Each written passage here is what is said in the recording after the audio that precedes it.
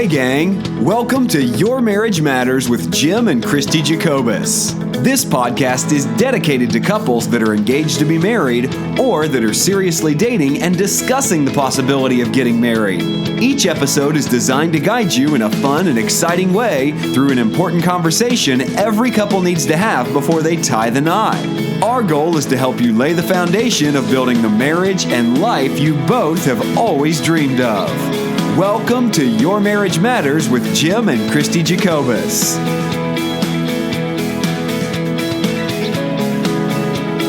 there, gang. It's Jim and Christie Jacobus with the Your Marriage Matters podcast number 92. And babe, we are almost at the very end of the Cupid challenge, and it has been a lot of fun. By the way, if you're listening to this on Friday, happy Valentines, gang. And babe, happy Valentine's Day. And happy anniversary. Happy anniversary, absolutely. So, gang, welcome. If you're here for the first time, we are so glad you're here. We are at the very end of the Cupid Challenge. We've got a couple more days left. If you have not had the opportunity to participate go to the cupidchallenge2020.com page. You can check it out there.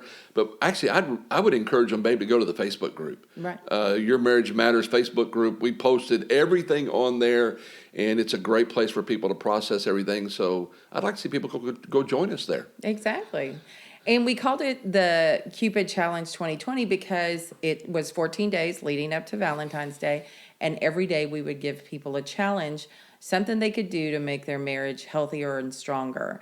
And when we set out to do that, we didn't really realize what was going to evolve through the process. Wow, yeah. But we did come up with some lessons learned. Absolutely. Yes. And so what we were going to do today was just share with people some of the lessons that we've learned, not just about the Cupid Challenge, but kind of about processes and marriage in general. Absolutely. Well, let me do this first, babe, before we get into that. For those of you who've been with us from the start and went through the whole Cupid Challenge, we are so appreciative of you guys. And as Christy said, we learned a lot.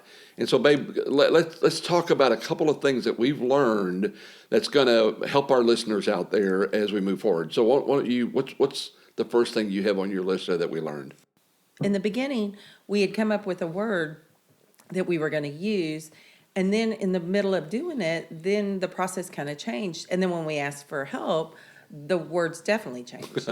We got a whole bunch of them. Mm-hmm. Absolutely. That would be great podcast or great to delve into because it really did impact marriage. Yeah, so for those of you who shared those words with us and we didn't cover them, rest assured, we got those listed, and we're going to cover those because they're going to make great podcast opportunities down the road. One of the things that we found out was that while we covered some of those words, babe, and I think we did a great job of that, people were asking for a lot more. Mm-hmm. A number of those words are going to turn into series down the road. And matter of fact, the word sex, we could do 3 or 4 weeks on that because we got a lot of feedback about sex and about the books, Red Hot Monogamy and Sheet Music, and people recommended other books. So, gang, first, again, thank you so much. A lot of those words that we covered, you asked for more, and you can look forward to those being a series down the road or us digging into them a little bit deeper. And, babe, another thing that I think we found out is while people make fun of marriage and people rag on marriage and talk bad about marriage, there are a ton of people out there hungry for more information that want to grow and want to get better, that want to learn more and everything. And I was so encouraged by that. I don't know about you, but I was really encouraged by that. Right. And oftentimes people are probably struggling at home. Yeah. And they don't have resources. Maybe they think they're alone in their challenges and struggles. So to know that they wanted information and needed information, they could have made one small change that could have had a ripple effect that will start to improve their marriage. And I know there's a lot of people who are hungry for marriage, and there's a lot of folks out there who are struggling in their marriage, and we want to be a resource for them. That's a great point you make there. How many times have we done a workshop, with a dozen couples or 20 or 30 or whatever couples in there? And one of the things we hear all the time is, we're not the only ones that struggle with that. Mm-hmm. Just look at the things we've struggled with in our marriage and we'll continue to struggle with as time goes on, only to find out we're not the only ones that struggle with difference in time orientation or, we talked about the differences that we have and appreciating each other. differences in time, difference in extrovert, introvert, difference in morning person versus evening person. And so I think it was awesome to find out that a lot of people were like going, oh, it's good to know we're not the only ones. Right. So I think it was awesome to find out there's a lot of people really hungry. I know you and I are constantly wanting to grow. And so, gang, we really encourage you, again, join us on the Facebook groups and things like that, where we'll keep processing this stuff. And like I said, babe, we've got a great opportunity ahead of us to do even more. So, And then the fourth lesson that we learned is when we started off, our goals were to be fun. It was to be fun. Yeah. And there were some of the topics that didn't lend themselves to a fun or less serious conversation. So we said fun versus intense. And some of the things that we want to have people realize is that you can have both. If things are always fun, then you don't tackle the serious things. You lose depth. Right.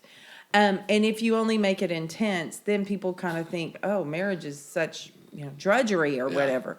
So we started off with saying this is going to be fun, and there was hopefully some fun moments. Yeah, we quickly found ourselves going, hey, wait a minute, we just did like 3 intense ones in a row. Mm-hmm.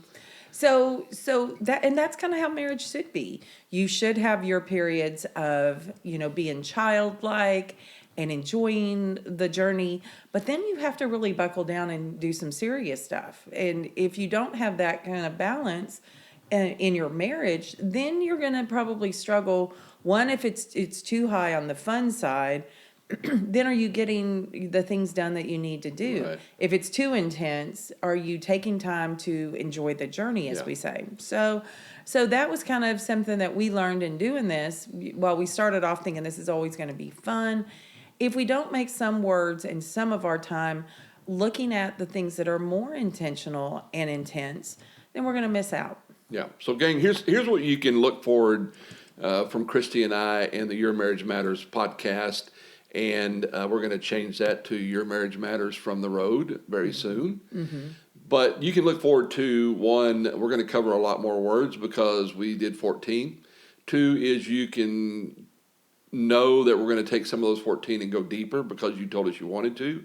You can know that we are encouraged. Babe, I'm encouraged. I know you are too, by people who are really hungry to get more vibrant, healthy marriages. That was so exciting to me. It really made me want to do more of this stuff. And then know that we're going to mix it up. We're going to have some fun. We're going to laugh. We're going to cut up. Matter of fact, I think I can do a whole video on some of our outtakes. No, let's stop. If you guys knew what goobers we are sometimes, you probably would hopefully not take us so serious at times, but then take us serious at times, which is really, I think, the good balance that we need there. And you're going to see a lot of that moving forward from us. So, babe, I just wanted to thank everybody for all of their hard work on the Cupid Challenge. We're just a couple days away. Anything you want to tell them out there that might have gone through that or just did one of them? Anything you want to share with them before we close this thing down? Well, the purpose of the Cupid Challenge was to have people do things and be more intentional. And in our day-to-day activities, we can get so busy that we lose focus on the things that really matter.